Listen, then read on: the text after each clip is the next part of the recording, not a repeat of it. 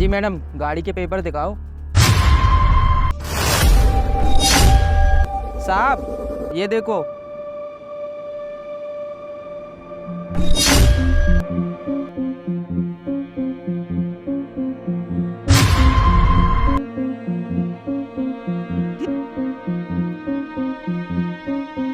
Madam, आपकी गाड़ी का इंश्योरेंस तो खत्म है। सर प्लीज़ मुझे जाने दीजिए, प्लीज़ सर, मेरे को बहुत अर्जेंट काम है, प्लीज़ सर। अरे मैडम, आप इस तरह जाओगी तो आपकी गाड़ी सीज हो जाएगी। आप लड़की हो, इसीलिए छोड़ रहे हैं आपको। ठीक है सर, तो फिर मैं जाऊँ? ठीक है, आप जाओ।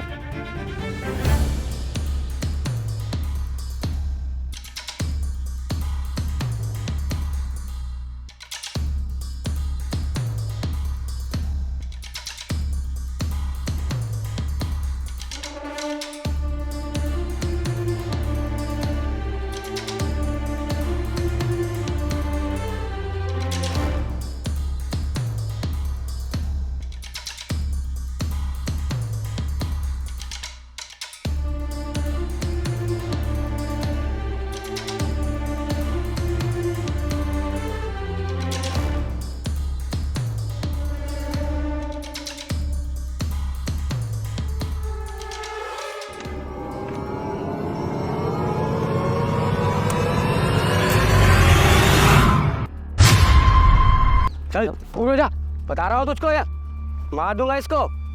डिक्की खोलने में टाइम कैसे लगा? प्लीज़ प्लीज़, मैं तुम्हारे हाथ जोड़ रही हूँ, मेरे बच्चे को कुछ मत करना। चल अपने पति को फोन लगा, बुलाओ उसे यहाँ पे, वरना मार दूंगा इस बच्चे को। नहीं नहीं नहीं, मेरे बच्चे को कुछ मत करना, मैं भी फ़ोन करती हूँ।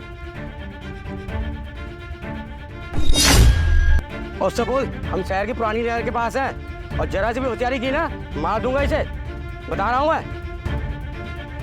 हेलो स्पीकर पे डाल, स्पीकर। हेलो हेलो, मेरी ना गाड़ी ख़राब हो गई है और मैं ना शहर की पुरानी नहर पर हूँ। आप जल्दी से आ जाइए प्लीज़, मुझे बहुत डर लग रहा है। ठीक है, तुम लोकेशन भेजो, मैं ड्राइवर को भेज रहा हूँ। नहीं नहीं, आप ड्राइवर को मत भेजिए, वो क्या है ना, मैं बहुत अकेली हूँ ना, तो मुझे ना डर लग रहा है, तो आप ही आ जाइए प्लीज़। ठीक है, मैं आ रहा हूँ। देखो देखो, मैंने तुम्हारी सारी बात मान ली है ना, तुम जितना कहोगे मैं उतना पैसा दे दूँगी, प्लीज़ मेरे बच्चे। अरे पैसा नहीं चाहिए, चला रहे यहाँ से। चुपचाप जा रहे हैं। और मैडम का बच्चा मैडम को दे। अरे छोड़ो मुझे। अरे हथियार हमारे पास भी है। कोई चाकू है ना, फेंक इसे, फेंक इसे। मैडम, अब आप घबराओ मत, ये आपका कुछ भी बिगाड़ सकता है। और हाँ, तू अब ये बता, जब तुझे पैसे नहीं चाहिए थे तो तूने इनका बच्चा किडनैप क्यों किया? सब इन लोगों की वजह से मेरी जिंदगी खराब हो गई पूरी।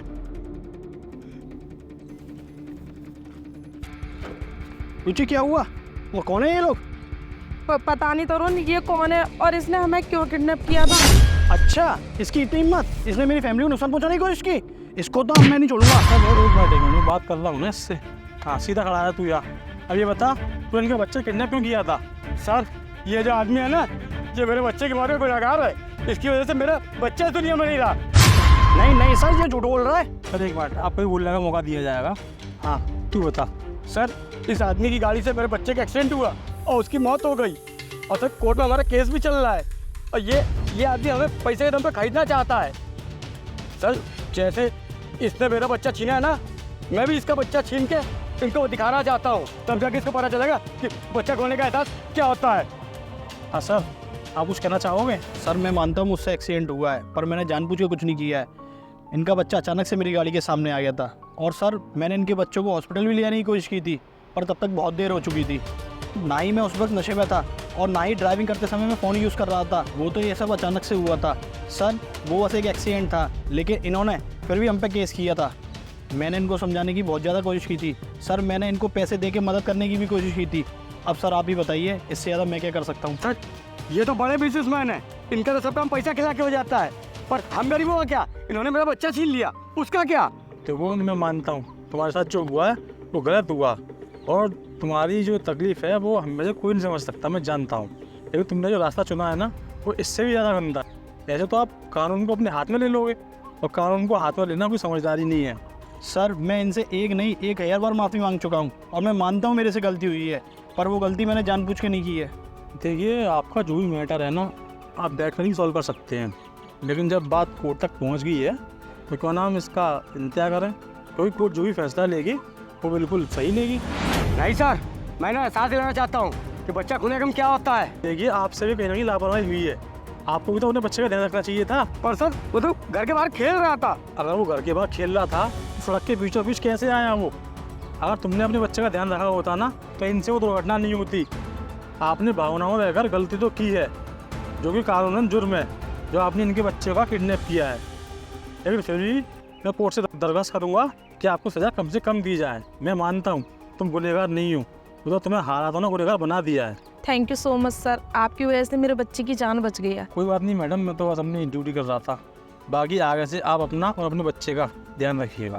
तो देखिए हम अपनी तरफ से पूरी कोशिश करेंगे कि इस केस को जल्दी से जल्दी सुलझा सकें, ठीक है।